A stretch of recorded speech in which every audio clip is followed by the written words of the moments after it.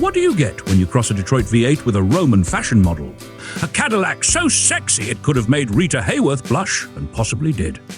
Ladies and gentlemen, and my friend Timmy, today's story involves Italian curves, American muscle, and a car so rare even Conspiracy Bob had to admit it probably does exist. We're talking about the 1953 Cadillac Series 62 Coupe by Ghia. A vehicle that looks like it should come with its own opera score and a legal warning that says, may cause excessive staring. If you love rare Coachbuilt icons that confuse car spotters and bankrupt collectors, hit that subscribe button right now. It's cheaper than Timmy's court-mandated driving lessons and less awkward than sitting through one of Bob's rants about lizard people living in catalytic converters. All right, let's uncork this V8 bottle of mystery and romance. Now, imagine the love child of a Milanese runway model and an American football player. That's this car. Built by Ghia in Italy, based on a 1953 Cadillac Series 62 chassis that your average banker would drive to work, but reimagined by Luigi Segre as something you park on red carpets, not beside them. Only 2 of these babies were ever made, and no one, I mean no one, can agree on why. Built on a 126-inch wheelbase, 3T200mm, it ran the trusted Cadillac 331 cubic inch V8, 5.4 liters, probably the most American thing ever bolted under an Italian hood. That engine could reliably get your mink-draped date to the opera or your in-laws to the airport, depending on how you felt that day. And let's talk styling. This isn't your grandma's Cadillac, unless your grandma was Sophia Loren. This particular coupe had a unique gold anodized aluminum grille, no front parking lights, cleaner tail treatments, and instead of a full bumper, it flaunted 2 delicate little bumperettes.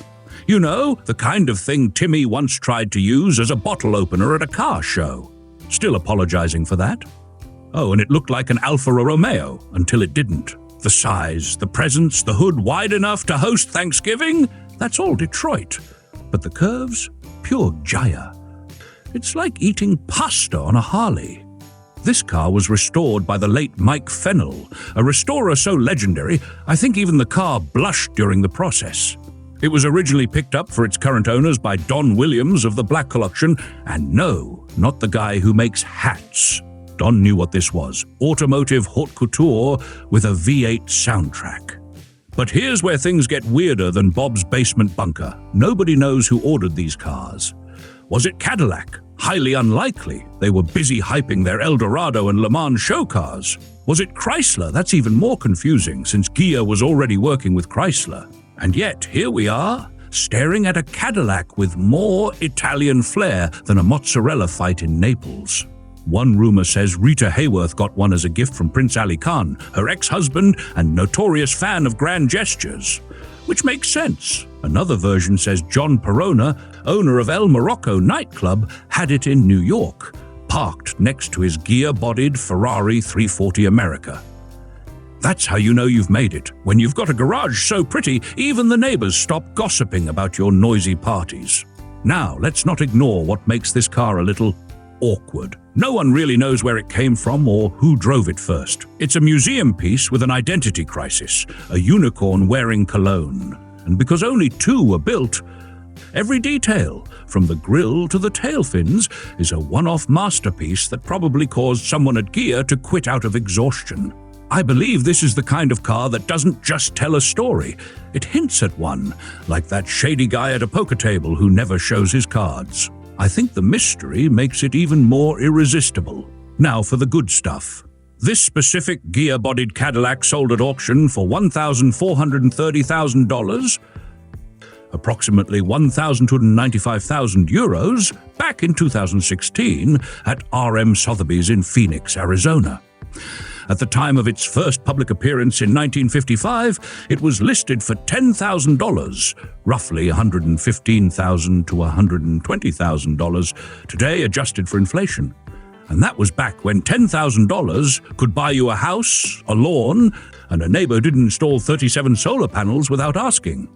But wait, what about the other one? Yes, because unlike socks, this Cadillac came in a pair. While our subject car is finished in a classic two-tone light scheme with golden accents and no parking lights, its mysterious twin went full drama in deep maroon, the kind of shade you wear when you're either seducing a prince or suing one. That second car now lives a very public life. On display at the Peterson Automotive Museum in Los Angeles. It's basically a Hollywood star that never aged. Unlike Timmy, who once tried to sneak into the museum by dressing up as a wax figure of the last honest car dealer. Security was unimpressed. The Peterson's version features egg crate-style grille work, front parking lights, and a slightly more flamboyant rear fender treatment. A little more pizzazz, like the Coupe's been watching too many Broadway musicals. Mechanically, though, it's the same. Same 331 cubic inch V8, same 126-inch wheelbase. And just like its sibling, no one knows exactly who ordered it. Maybe Rita Hayworth had both, one for weekdays, one for weekends. Or maybe Timmy's great-uncle sold them for poker chips. Who knows? So here's the deal. Subscribe to Cool Ideas if you want more jaw-dropping automotive legends like this one. We've got chrome, we've got horsepower, and we've got Timmy trying to open a gas cap with his teeth. And if you've got a heart as golden as that grill, become a sponsor of our channel. And finally, thank you to our lovely sponsors. You keep the wheels turning and the jokes coming.